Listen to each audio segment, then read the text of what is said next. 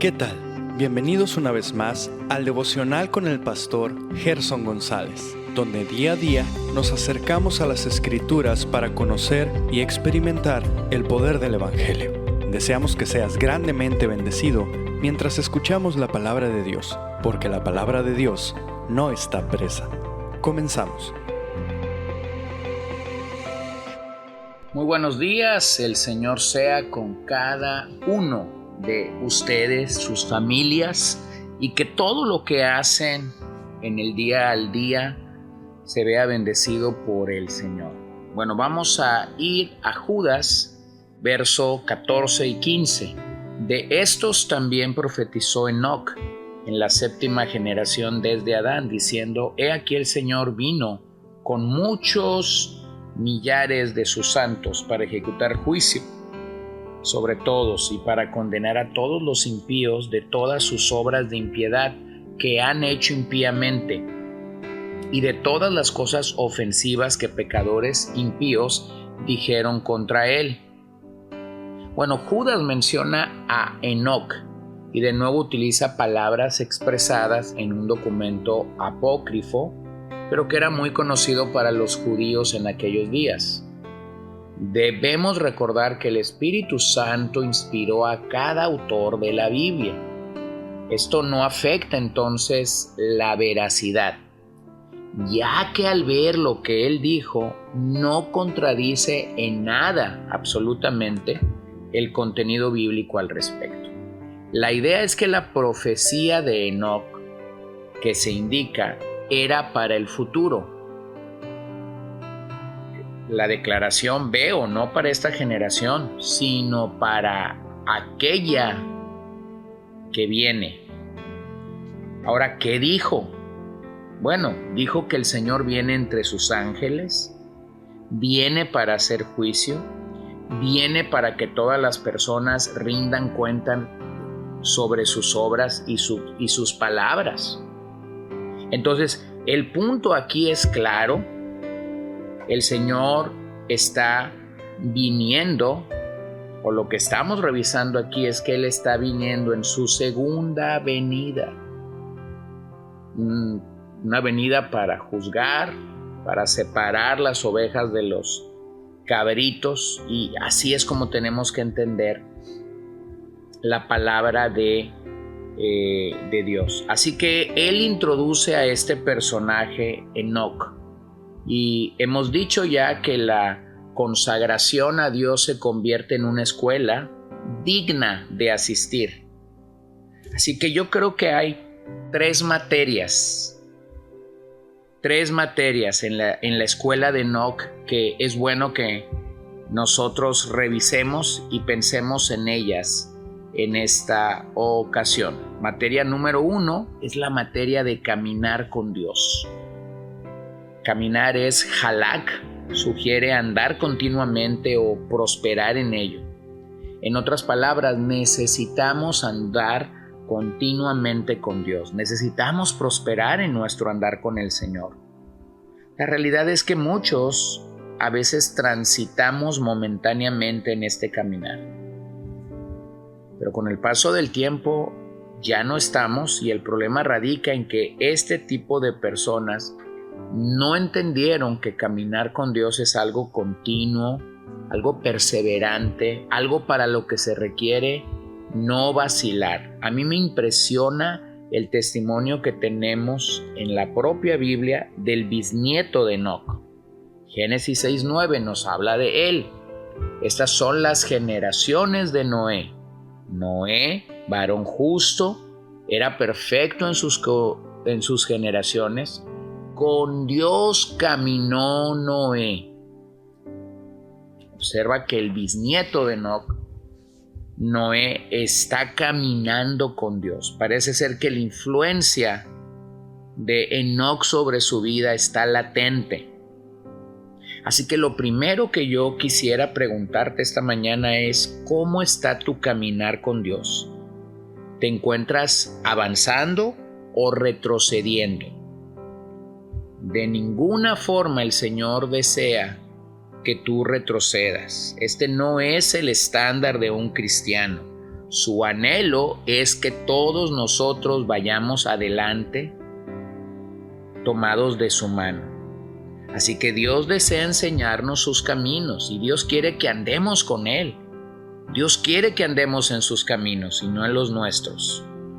A la par, Dios ha encargado a la iglesia, como Pablo le dice a Timoteo, como columna y baluarte de la verdad, para que ella indique la ley y la palabra que se hace necesario para andar en estos caminos de santidad. Así que Enoc fue fiel para enseñar a caminar con Dios a los suyos en todo momento. Una segunda pregunta que yo me haría es, ¿estamos enseñando a los nuestros a caminar con Dios? ¿O la cultura está enseñando a los nuestros a caminar de acuerdo a la cultura? Este es un tremendo problema. Decía el domingo en mi mensaje a Vida Nueva acá en Los Mochis, que esta cultura en la que nosotros estamos nos grita, nos dice cómo divertirnos, nos dice cómo gastar el dinero, nos dice cómo hacernos de un buen hombre, pero nosotros tenemos que obedecer la palabra de Dios. Bueno, la materia número 2 que la escuela de Enoc nos presenta es la materia de la fe en Dios. Observa lo que Hebreos 11, 5 y 6 dice. Por la fe Enoc fue traspuesto para no ver muerte, y no fue hallado porque lo traspuso Dios. Y antes que fuese traspuesto, tuvo testimonio de haber agradado a Dios. Pero sin fe es imposible agradar a Dios, porque es necesario que el que se acerca a Dios crea que le hay y que es galardonador de los que le buscan. Bueno, la palabra fe aquí es pistis, en griego significa una convicción en Dios, una confianza en Cristo para la salvación. Esta es la constancia en tu profesión. La vida de un creyente es una vida de fe. Así que la fe que desarrolló Enoc fue su medio para agradar a Dios. De hecho, Enoc se convierte en un ejemplo de una vida santa para los judíos, de tal forma que el Señor se lo llevó sin ver muerte. La Biblia no nos menciona que Enoc experimentó apariciones visibles de Dios.